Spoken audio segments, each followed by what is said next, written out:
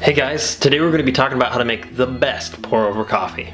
So step one is we want to start with high quality coffee. You're only going to get so good of a cup out of a bland coffee. So if you're looking for something good, try some single origins, try something that's not, that you can't get at a grocery store. And you'll really start to see the different flavors of different places and different growing regions, and you'll be able to figure out what you prefer.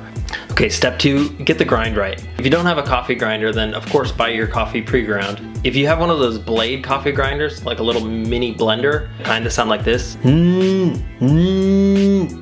you have one of those, just throw it away because they don't give a consistent particle size, and it results in a inconsistent flavor. If you're grinding at home or you're telling your barista what kind of grind you want, you're gonna want something that's going to be in between medium and coarse. So think like sea salt or rough table salt. Step three, get the ratio right.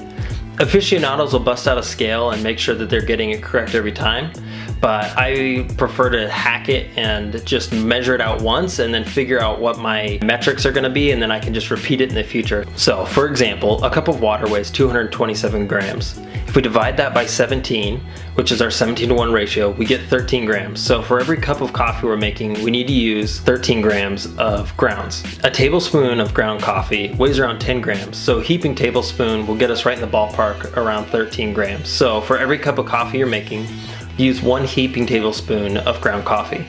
Now, my Chemex is they call it their 6-cup brewer, which I think doesn't really make any sense because it technically only holds 4 cups. Maybe they mean if you fill it up here, it's 6. I'm not really sure, but it only holds 4 cups.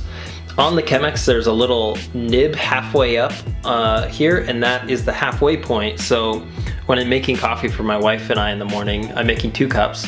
And so what I'll do is I'll fill up to there, so that's 16 ounces. And then I'll just put in 2 heaping tablespoons of coffee, which gets me right around that 17:1 ratio, and it works out pretty good. Step 4, the pour. Okay, so getting a good pour, the first thing, make sure that your filter, the 3-sided portion, is facing that spout. If you put the 1-sided portion facing the spout, what can happen is that it'll get wet and fold into that spout and create a seal. And as that steam is expanding and trying to escape, it'll kind of bubble and spatter out the sides and shoot hot water at you. Anyway, so avoid that and by putting the 3-sided filter facing the spout. Once you have your water at a nice rolling boil, pull it off heat and let it sit for around 30 seconds to a minute.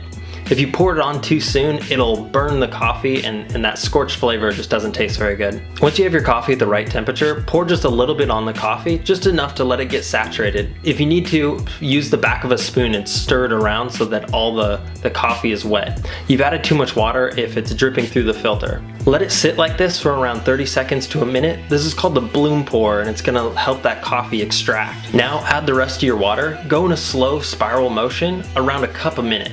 So if you're making 2 cups of coffee, it should take you about 2 minutes. And step 5, enjoy your pour over. If your cup tastes weak or a little bit sour, try using a finer grind size or pouring your water in a little bit slower. If it's too bitter or you're getting kind of like a too textured mouthfeel, then try using a coarser grind. Be sure to only change one variable at a time so that you can dial it in just perfect. All right, that's all I got, guys. Thanks for watching this video, and I'll see you in the next one.